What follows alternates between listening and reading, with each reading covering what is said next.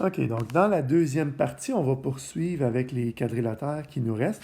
Juste rappeler rapidement que, donc, on a l'ancêtre principal, là, qui est le quadrilatère quelconque, celui qui a le minimum de propriétés, quatre côtés et la somme des angles intérieurs.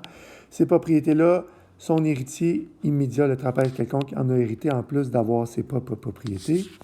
Et les trapèzes quelconques avaient comme trois descendants. Le trapèze rectangle, qui a hérité des propriétés du trapèze quelconque et du quadrilatère quelconque, en plus des siennes.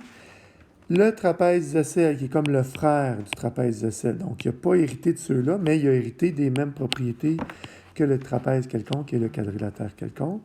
Et finalement, le parallélogramme, qui est l'autre frère des deux trapèzes ici, qui a, lui, un peu plus de propriétés, en plus de celles du trapèze quelconque et du quadrilatère quelconque. Donc, on est rendu au descendant du parallélogramme. Donc, le parallélogramme a deux descendants qui sont le rectangle et le losange. Donc, le rectangle et le losange, je répète, ont leur propre propriété. Donc, le rectangle a ses propriétés-là qu'on va regarder ensemble, en plus de celles du parallélogramme. Okay? Donc, on ne les a pas répétées, mais il y a toutes ces propriétés-là en plus de celles du parallélogramme et du trapèze quelconque et du quadrilatère quelconque. D'accord? Donc, on est rendu au rectangle. Donc, le rectangle, il y a quatre angles droits. Donc, un angle, deux angles, trois angles, quatre angles droits. Ces diagonales sont isométriques. Donc, tantôt, on a vu c'était quoi les diagonales. Donc, non seulement elles se coupent en leur milieu, hein, on se rappelle qu'il a hérité des propriétés du parallélogramme. Donc, ça veut dire que ces diagonales se coupent en leur milieu, mais en plus de ça, sont isométriques. D'accord? Et il y a deux axes de symétrie. On avait vu c'était quoi les axes de symétrie. Là. Il y en a une ici et la deuxième est là. Okay? Donc, c'est les diagonales, les droites qui sont en vert. Parfait. Et donc, c'est tout pour le rectangle. Son frère, si on veut, qui est le losange, donc le losange a hérité des mêmes propriétés que le parallélogramme, mais pas celles du rectangle. Donc, ils sont distincts, leurs propriétés. Donc, le losange, il a hérité de quatre côtés isométriques. Donc, les quatre côtés dans un losange sont isométriques, c'est identifié ici. Ces diagonales, OK, ces diagonales, ils ont pas mal de stock. Non seulement ils se coupent en leur milieu, parce qu'on se rappelle, il a hérité des propriétés du parallélogramme. Donc, ces diagonales se coupent en leur milieu. Mais en plus, donc sont ici les diagonales, elles sont perpendiculaires, donc ils forment un angle de 90 degrés à l'intersection, et elles forment des bissectrices. On se souvient, les bissectrices, ça veut dire que les deux angles qui sont formés par l'axe de symétrie sont isométriques, ces deux angles-là. Donc, les diagonales du losange ont trois propriétés. Donc, ils se coupent en leur milieu, sont perpendiculaires et forment des bissectrices.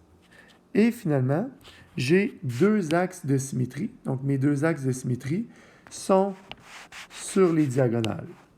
Okay? Donc, je pourrais même dire que le losange a quatre propriétés. Les diagonales ont quatre propriétés. Se coupent en leur milieu, sont perpendiculaires, forment des bissectrices et forment des axes de symétrie. D'accord? Et finalement, ces deux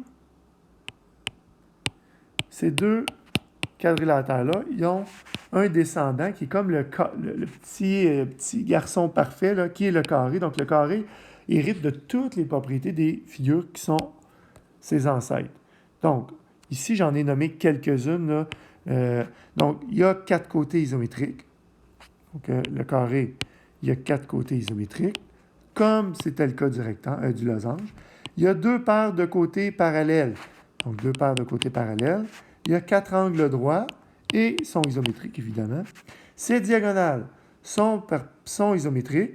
Donc, ces diagonales sont isométriques, sont perpendiculaires ici, se coupent en leur milieu et forment des bissectrices. Elle ici, là, 45 degrés, 45 degrés. Et en plus de ça, il y a quatre axes de symétrie. Donc, il y a les deux diagonales qui sont ici et les autres, ils n'apparaissent pas. Je vais les faire apparaître en bleu. Donc, les diagonales, il y a un axe de symétrie ici, qui est perpendiculaire, puis il y aura un autre axe de symétrie ici, excusez, c'est pas droit, là, qui serait ici. Donc, quatre axes de symétrie pour le carré. Donc, ça complète la théorie pour les quadrilatères. Donc, ces propriétés-là, il faut les savoir par cœur. Donc, ça en fait beaucoup. Donc, ça force de travailler les différents exercices que vous allez finir par les apprendre. Je vous invite fortement à imprimer ce document-là et l'avoir sous la main pour faire les exercices. Ça va vous aider à les retrouver plus rapidement puis à les mémoriser plus rapidement. Donc, je vous souhaite bonne chance avec les exercices.